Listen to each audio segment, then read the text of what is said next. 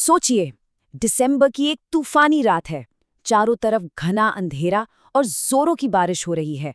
Pamban railway station पर एक अकेला आदमी, विजय, रामेश्वरम की ट्रेन का इंतजार कर रहा है।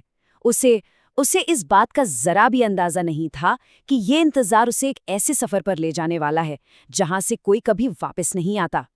तो सवाल ये है कि आखिर होता क्या है जब कोई ट्रेन एक ऐसे स्टेशन पर जाकर रुक जाए जो असल में है ही नहीं। चलिए इसी भयानक कहानी की तह तक चलते हैं।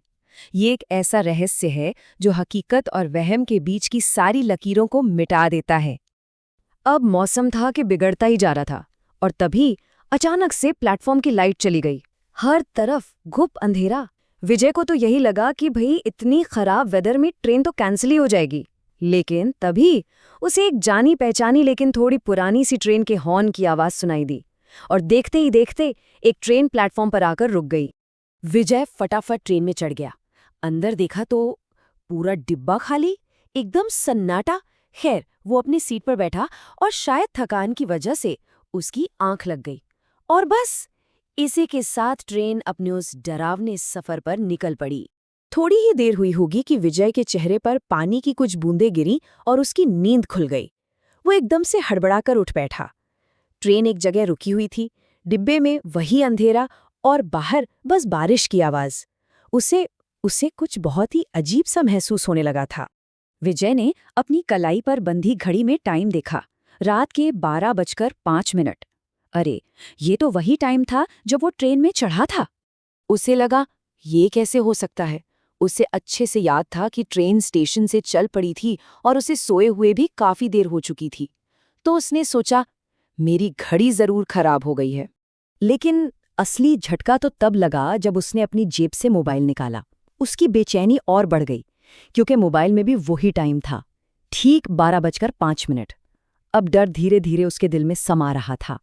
विजय ने घबराकर इंटरनेट पर ट्रेन की लोकेशन चेक करने की कोशिश की, लेकिन जो सच उसके सामने आया उसे देखकर उसके तो होश ही उड़ गए। वेबसाइट पर साफ साफ लिखा था कि खराब मौसम की वजह से आज की ट्रेन कैंसिल कर दी गई है। तो फिर सवाल ये था कि वो किस ट्रेन में बैठा था।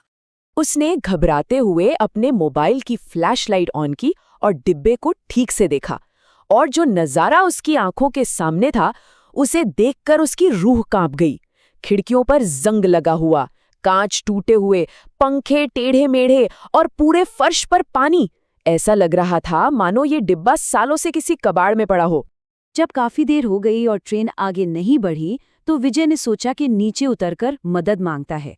उसने प्लेटफॉर्म पर कदम रखा ही था कि उसका मोबाइल भी बंद हो गया। अब सोचिए, वो सुनसान अंधेरे स्टेशन पर बिल्कुल अकेला था। तभी उसे दूर एक लालटेन की रोशनी दिखाई दी। वो उस तरफ गया। पास जाकर देखा तो एक बेंच पर कोई आदमी चादर ओढ़कर लेटा हुआ था। मदद की उम्मीद में विजय ने जैसे ही उसके चेहरे से चादर हटाई, उसकी चीख निकल गई। सामने एक आदमी की गली सड़ी लाश थी। चेहरा पूरा फूला हुआ और आंखें जैसे बाहर निकली पड़ रही थी। विजय डर के मारे पीछे हटा और तभी उसे महसूस हुआ कि किसी ने उसका हाथ पकड़ लिया है। उसने पलट के देखा तो एक छोटा सा बच्चा खड़ा था, लेकिन उस बच्चे के हाथ बर्फ की तरह ठंडे थे और उसकी आंखों में पुतलियां नहीं थीं, बस सफेद खालीपन।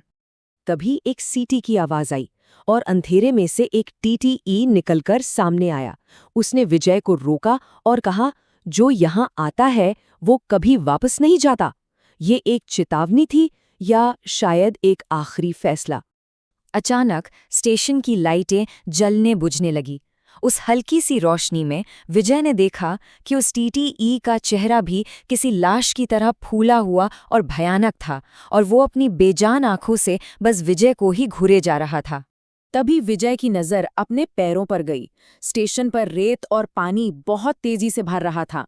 ऐसा लग रहा था मानो पूरा का पूरा स्टेशन समंदर में डूबता जा रहा हो।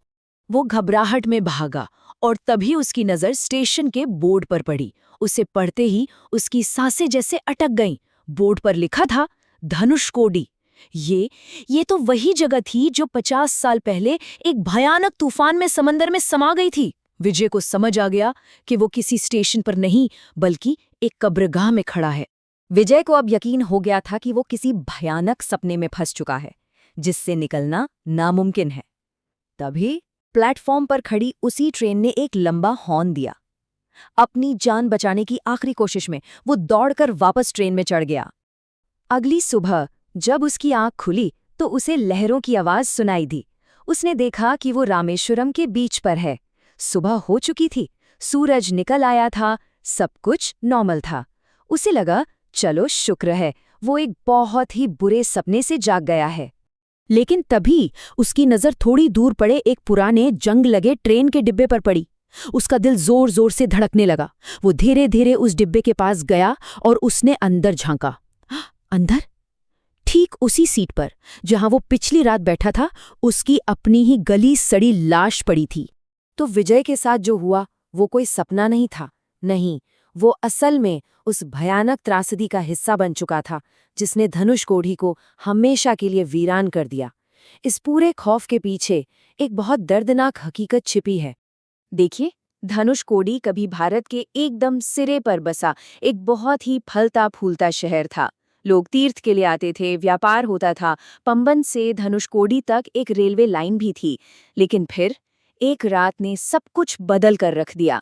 ये बात है 22 दिसंबर 1964 की रात की। एक जबरदस्त साइक्लोन आया और उसने पूरे शहर को ही निगल लिया। और उसी रात पंबन से धनुषकोडी की तरफ आ रही पैसेंजर ट्रेन नंबर 653, जिसमें 100 से भी ज्यादा लोग थे, वो समंदर की 40 फुट ऊंची लहरों की चपेट में आ गई। पूरी की पूरी ट्रेन समंदर में समा गई और कोई नहीं बच सका। और जब विजय को यह सारी कहानी समझ आई तो उसने नीचे देखा। उसने महसूस किया कि रेत पर उसके पैरों के कोई निशान नहीं बन रहे थे। उसे एहसास हो गया था कि वो अब जिंदा नहीं है। वो भी अब उन्हीं आत्माओं में से एक है जो उस भयानक रात में हमेशा के लिए खो गई थीं। तो धनुषकोडी की ये कहानी हमें एक ऐसे सवाल के साथ छोड़ जाती है जिसका जवाब शायद किसी के पास नहीं। क्या उस रात मारे गए 100 से ज्यादा लोगों की आत्माएं आज भी उस डूबे हुए स्टेशन पर फंसी हुई हैं?